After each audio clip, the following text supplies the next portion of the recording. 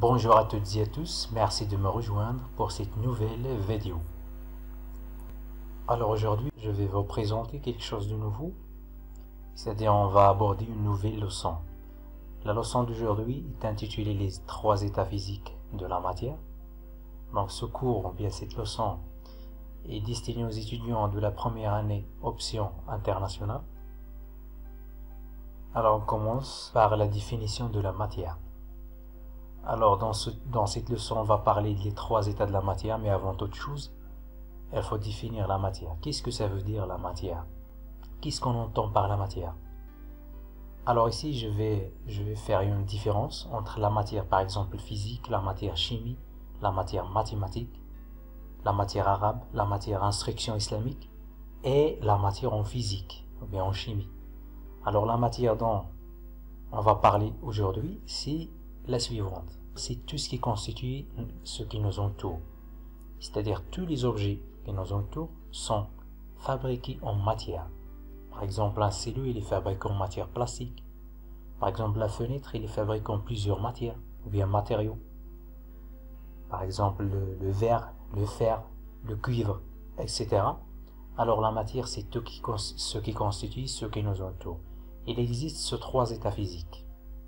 Au cours de cette leçon, on va répondre à trois essentielles questions. Ce que vous voyez ici sur le diapo, la première question c'est quels sont les états physiques de la matière? La deuxième c'est quelles sont les propriétés physiques de chaque état? La troisième, pourquoi peut-on comprimer un gaz et pas un liquide? Alors on va répondre sur ces trois questions au cours de cette leçon. On commence par la première, quels sont les états physiques de la matière? Alors comme vous voyez ici, ce sont des corps que nous avons déjà vus auparavant. On va les nommer ici. Le premier corps c'est l'eau, le deuxième c'est l'air, le troisième le sable, le quatrième c'est le dioxyde de carbone, le cinquième c'est les roches et le dernier c'est le lait. Alors on va classifier les corps suivants en trois états. Alors nous savons tous que les trois états physiques de la matière sont les corps solides, les corps liquides et les corps gazeux. Pour l'état solide, il y a le sable et les roches, l'état liquide, l'eau et le lait, et pour l'état gazeux, on trouve l'air et le dioxyde de carbone. Mais la question qui se pose ici, comment on a classifié ces corps? Comment? Quelles sont les propriétés que nous avons utilisées pour classifier les corps en trois états? Alors c'est la réponse de la deuxième question. Quelles sont les propriétés physiques de chaque état? On commence par les propriétés physiques de l'état solide. Alors ici on observe deux images. La première c'est un morceau de sucre. La deuxième image elle représente le sucre en poudre. Alors quelle est la différence entre le morceau de sucre et le sucre en poudre? Alors pour répondre à cette question, on va faire une expérience. On a mis un morceau de sucre dans un bécher et on le transverse vers un verre à pied. Et la même chose pour le sucre en poudre. Alors qu'en conclusion, on constate qu'il existe deux types de solides, un solide compact et un solide divisé. Qu'est-ce que ça veut dire compact et qu'est-ce que ça veut dire divisé? Alors chaque solide, il a des propriétés. Pour le solide compact, il constitue un seul bloc. On peut le saisir entièrement avec les doigts, c'est-à-dire complètement. Il est saisissable par les doigts complètement. Et il est en forme propre, c'est-à-dire il ne change pas de forme. Des exemples ici comme les clés, par exemple les cailloux, les petits cailloux, par exemple un crayon, un stylo, un téléphone, un verre, etc. Les solides divisés, ils constituent un ensemble de petits grains et aussi on peut les saisir mais partiellement, pas complètement avec les doigts. Et ils n'ont pas de forme propre, c'est-à-dire ils changent de forme, c'est-à-dire lorsqu'on les met dans des récipients, ils prennent la forme de ces récipients. Par exemple la farine, le riz, par exemple la semoule, c'est ce qu'on mange à la maison, par exemple le sable, le sel, le sucre en poudre, etc. Pour l'état liquide, on va faire une expérience pour voir les propriétés ou bien pour savoir les propriétés des liquides. L'expérience qu'on va faire, c'est on transvase de l'eau dans différents récipients. Par exemple, on va mettre de l'eau dans un verre à pied et on va le transverser vers le bécher. Alors, comment il est la surface libre des liquides? Par exemple, ici, une image qui représente un peu d'huile dans un récipient. On constate ici que la surface libre de ce liquide, lorsqu'il est au repos, il est plane et toujours horizontale. Même si on a incliné le récipient un tout petit peu, comme vous voyez ici sur l'image, on a incliné le récipient, mais la surface libre de ce liquide, c'est-à-dire de l'huile, elle reste toujours plane et horizontale. Alors comme conclusion, au repos, la surface libre des liquides, il est toujours plane et horizontale. Alors pour les propriétés ici, l'expérience qu'on a mise en place, c'est la suivante. On a mis de l'eau dans un bécher, on le transvase dans un verre à pied, c'est-à-dire on a changé le récipient du bécher vers le verre à pied et on a incliné le bécher.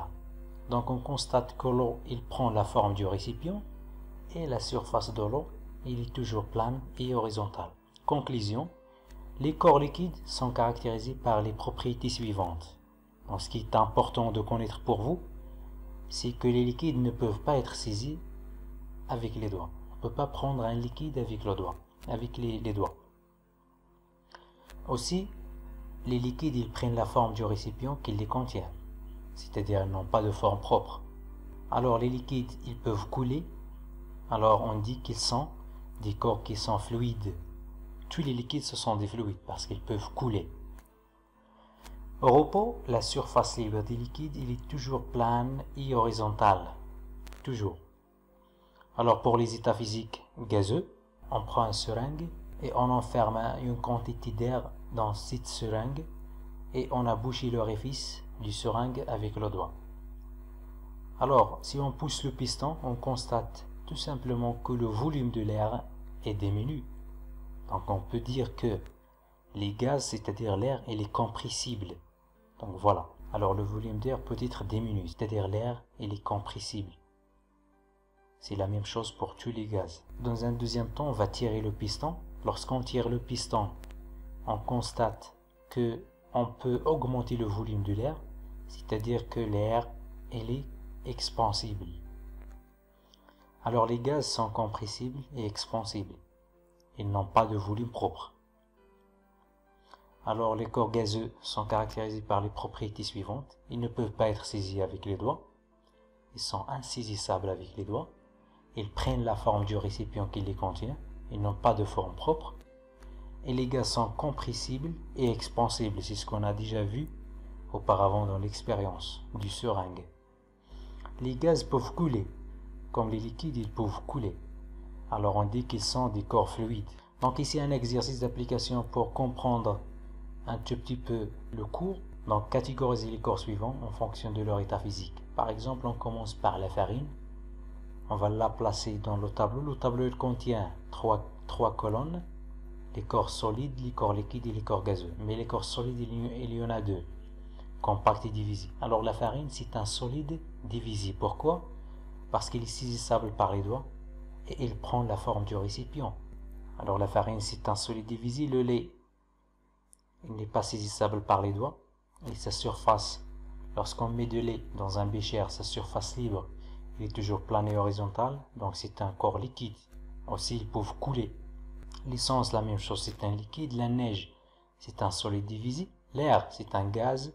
Le sel, c'est un solide divisé. Le verre, c'est un solide compact. L'huile, c'est un liquide. Le bois, c'est un solide compact. Et le dernier, c'est la vapeur d'eau.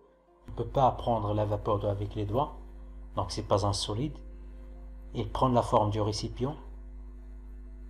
Mais sa surface n'est pas... Donc, la vapeur d'eau, c'est un corps gazeux. Bon. Alors, on se verra dans une nouvelle vidéo. Et à bientôt.